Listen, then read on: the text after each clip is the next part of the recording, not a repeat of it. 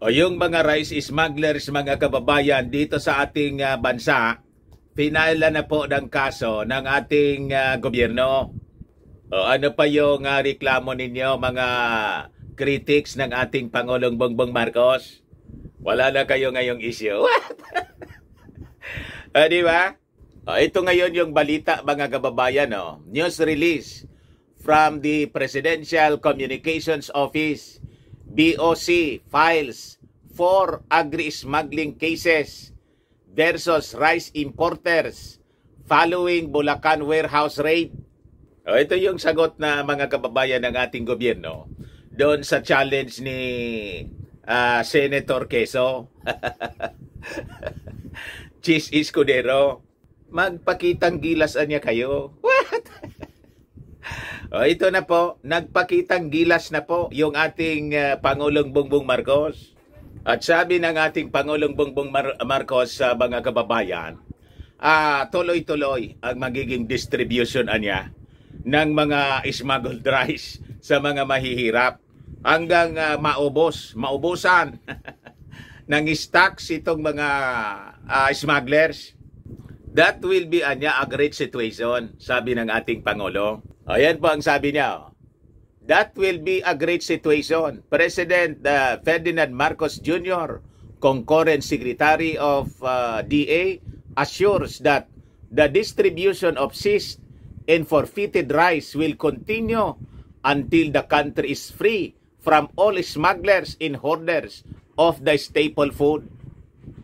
That will be a great situation if we run out of seized smuggled rice, because ibig sabihin wala nang masyadong smuggling, wala nang masyadong hoarding, makokontrol ang presyo, sabi ng ating Pangulong BBM.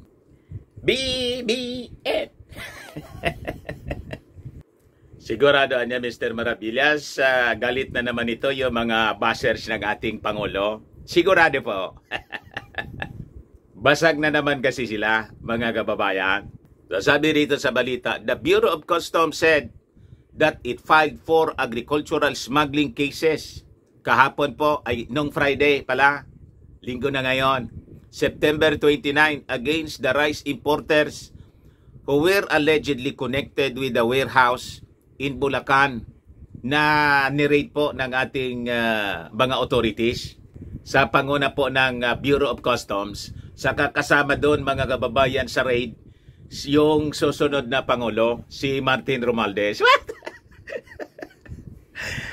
Di ba? Talagang si Martin Romualdez po, mga kababayan, yung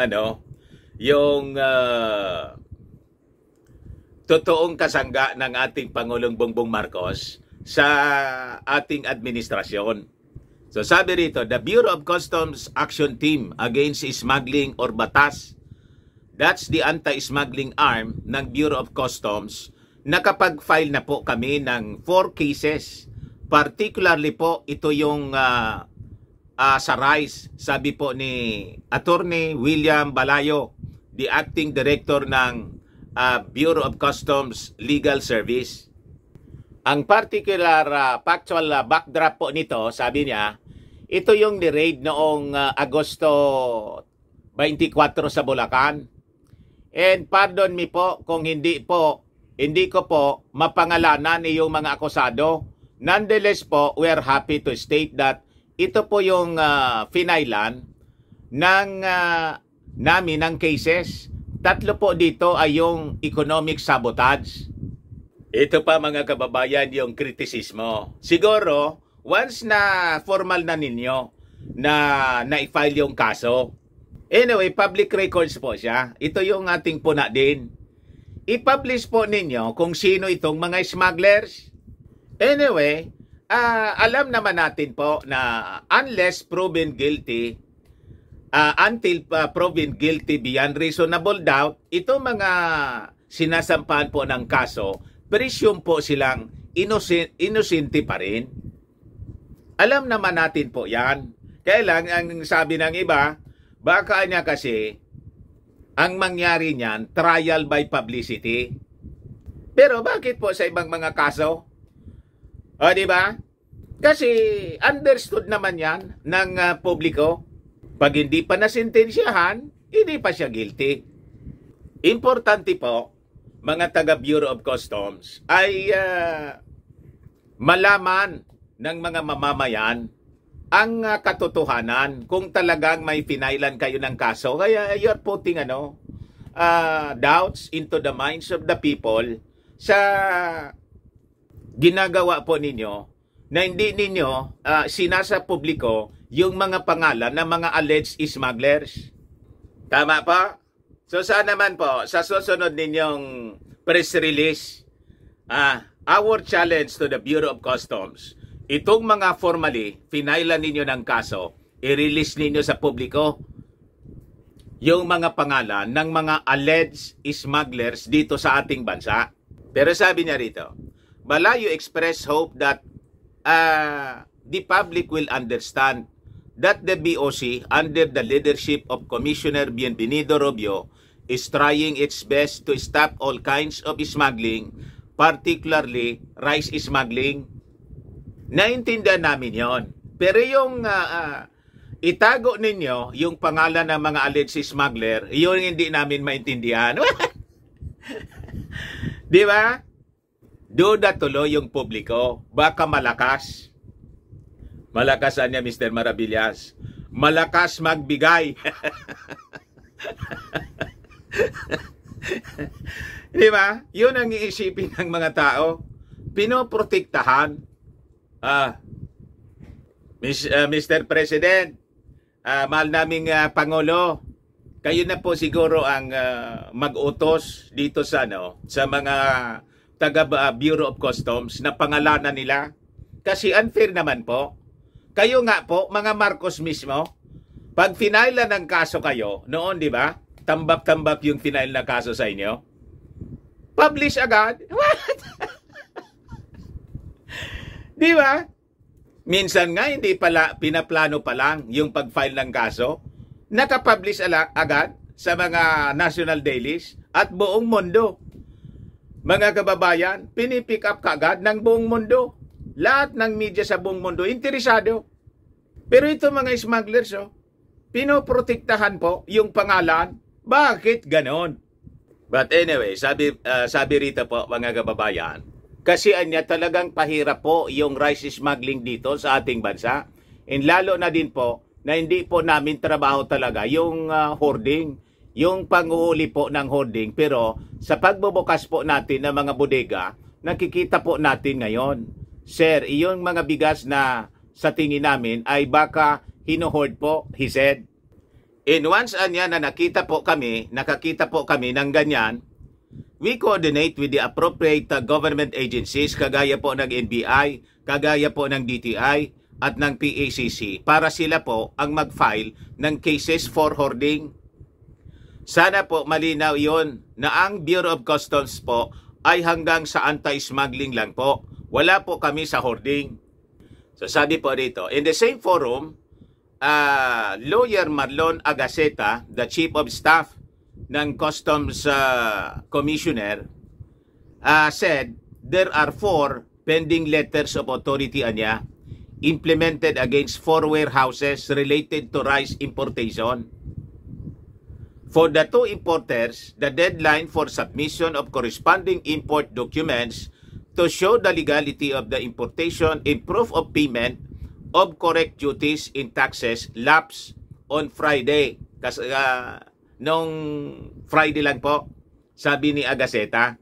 Yung unang warehouse, ang na-inventory po na stocks of rice is 9,906 sacks of imported rice and the other one is 5,257 sacks of rice.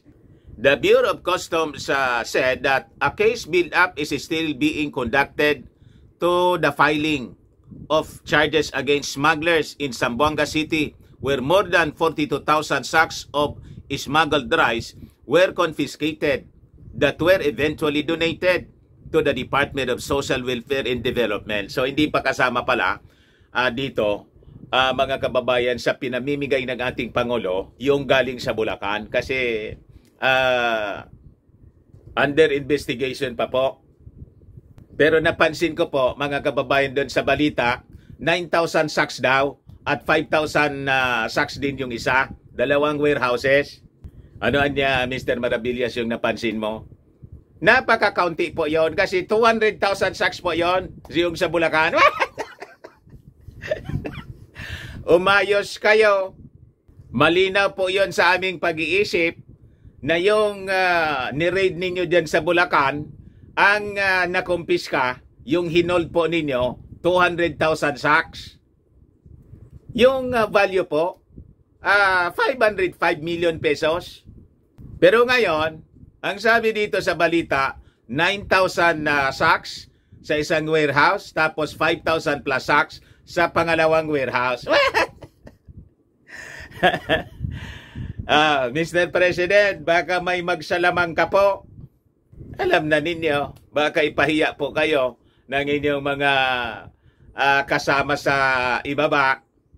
Huwag ninyo pong pahintulutan na may maglaro tulad ng yung sa droga. Di ba?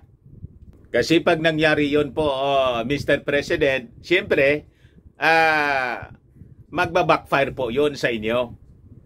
But anyway, mga kababayan, sa ibang balita, yung ating Pangulo, magbibigay po ng ayuda sa ating mga farmers. Ayuda habang anihan, sabi rito. Marcos orders release of 12.7 billion pesos para sa ating mga magsasaka, mga rice farmers po. Ayan po, mga kababayan, ang good news. Talagang mahal na mahal ng ating Pangulong Bongbong Marcos, mga kababayan, ang ating mga magsasaka. 12.7 billion pesos worth ng rice assistance ng ayuda to rice farmers. Tig pa 5,000 pesos po yung bawat isa.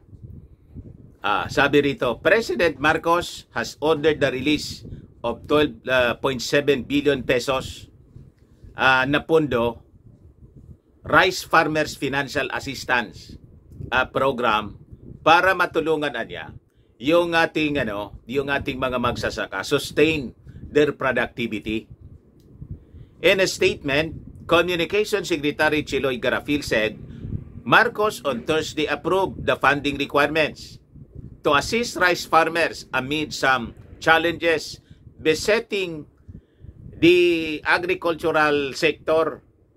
Yung programa, mga kababayan, has identified about 2.3 million small rice farmer beneficiaries na tatanggap po ng 5,000 pesos na financial aid, sabi po ni Garafil. Ito pong rice assistance is an unconditional financial assistance para sa ating mga magsasaka tilling below 2 hectares of land as mandated under Republic Act 1159-8 o ito pong tinatawag na Cash Assistance to Filipino Farmers Act of 2021. Kasama po, mga kababayan, sa mga beneficiaries yung mga farm cooperatives, irrigators association, agrarian reform beneficiary organizations, small water impounding system associations, at iba pang mga farm groups. Yung pondo, mga kababayan, galing sa excess tariff collection from rice importation noong 2022. Amounting to 12.7 billion pesos, sabi po ni Garafil. The President said the release of the funds for the RFFA would help rice farmers cope with the increasing cost of production niya at para masustain ang kanilang productivity amid several challenges tulad po ng El Nino phenomenon. Yan po, mga kababayan, yung sabi dito sa balita. O bakit niya, Mr. Maravillas, biglang nakasama yung nakasama si Inday. Kasama po dito sa lumabas dito sa balita bigla yung picture ni Inday. Anyway, yung kwento kay Inday po, mga kababayan, lalong lumala. Ano niya, Mr. Maravillas, yung kwento na naman? Galing na po sa Davao, hindi lang sa Office of the Vice President, yung issue sa confidential funds. Ayan po, oh. COA, Davao City, taps confidential funds spending during Sara term. Siya po ang top notcher sa lahat ng mga mayor sa buong Pilipinas. Yung mga LGU po. Talaga na, Mr. Maravilla. Suga pa. Huwag naman pong suga pa. Siguro, mahilig lang para ma-tone down natin yung pag sinabing suga pa. Meron niya, Mr. Maravillas, yung akma talaga, suga pa. Tingnan muna natin kung talagang suga pa. Ayan po ang balita ngayon sa Philippine Star. Oh. COA, Davao City, taps confidential spending during Sara term. Ayan po. Yan balita ngayon, October 1. Oh. Sabi rito, Davao City appears to be the biggest spender of confidential funds among the country's cities and municipalities between 2016 and 2022 when it was still under Mayor Sara Duterte, who is now Vice President,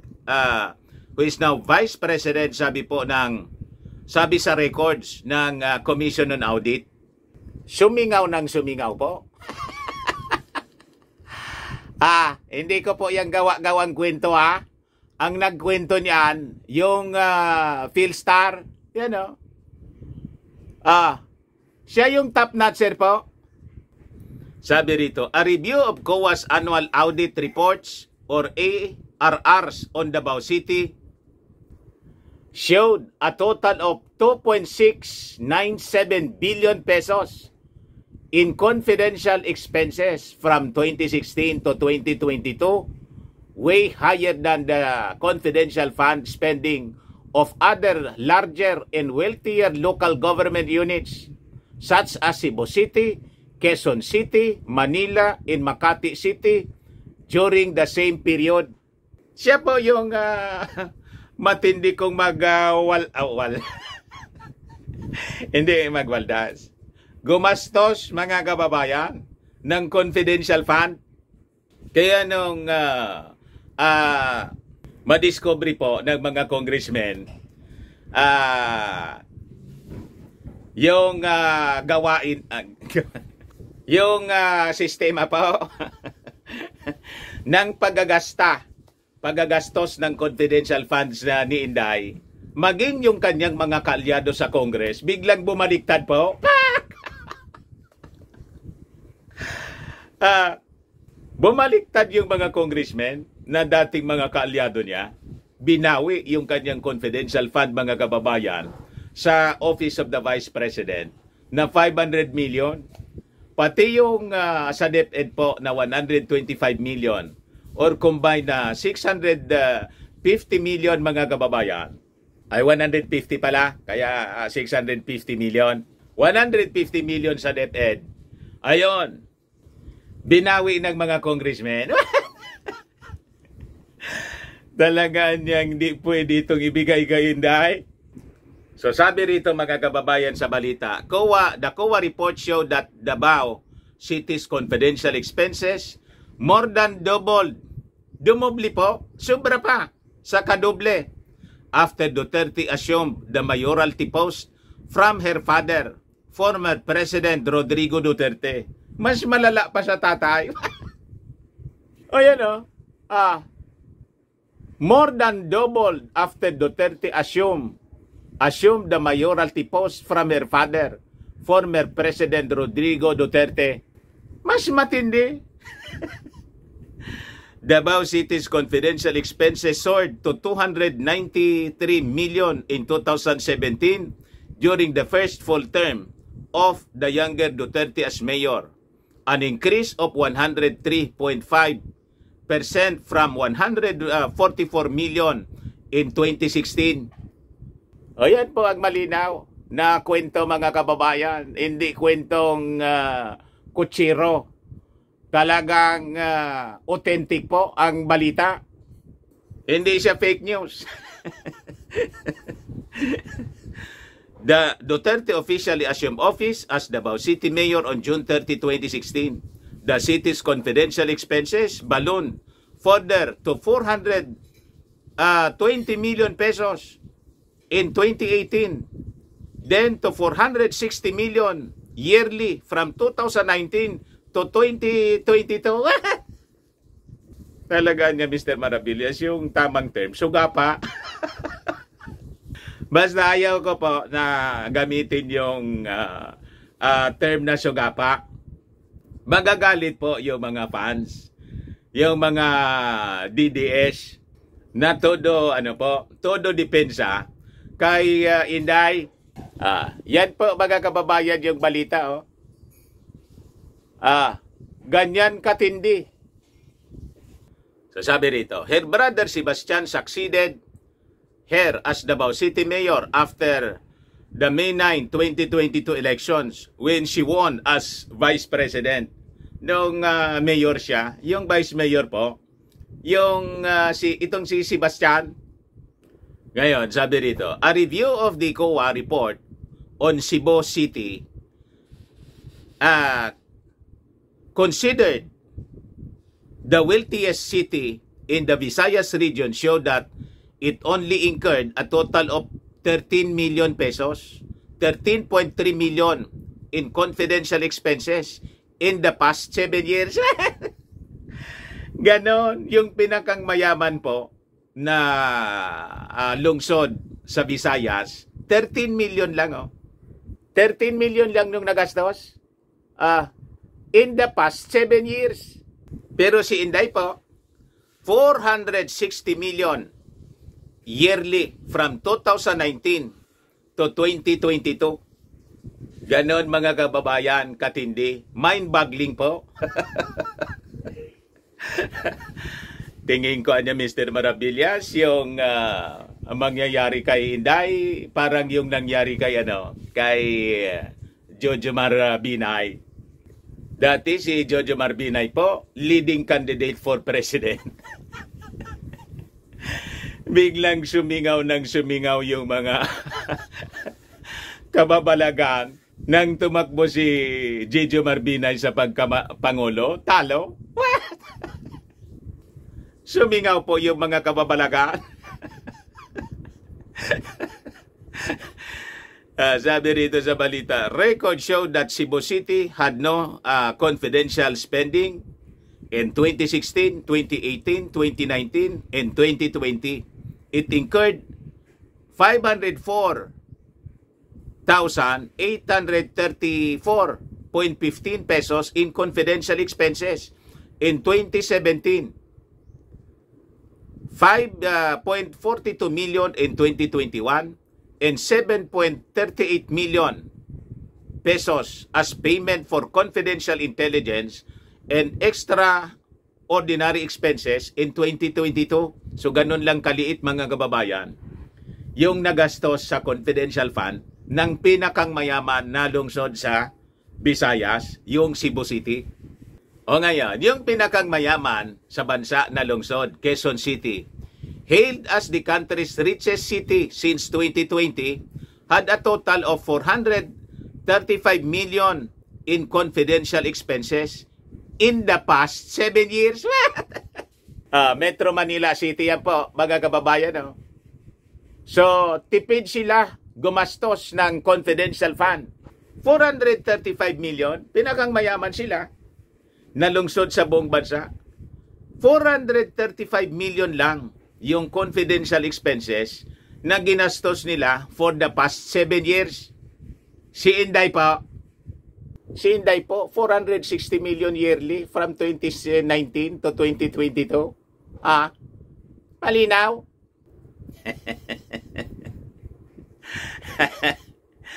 Anong masasabi ninyo mga DDS? Yung Makati City, the second richest city in the country, had a total of 1.2 billion in confidential expenses for the same comparative years. 7 years na po. Top notcher po si Inday. The country's third richest city Manila, meanwhile, had a total of 477.5 million in confidential expenses and 77.8 million in intelligence expenses from 2016 to 2022 na po. Manila na yan mismo, mga kababayan. Tipid lang po. Si Erap and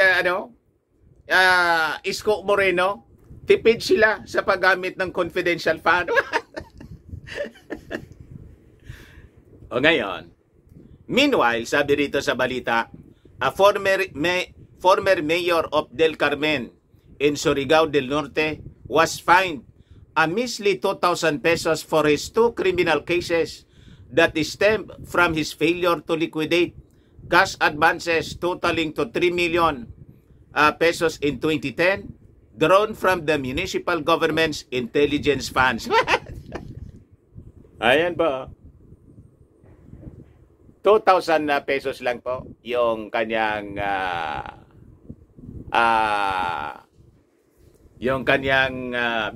binayaran na fine.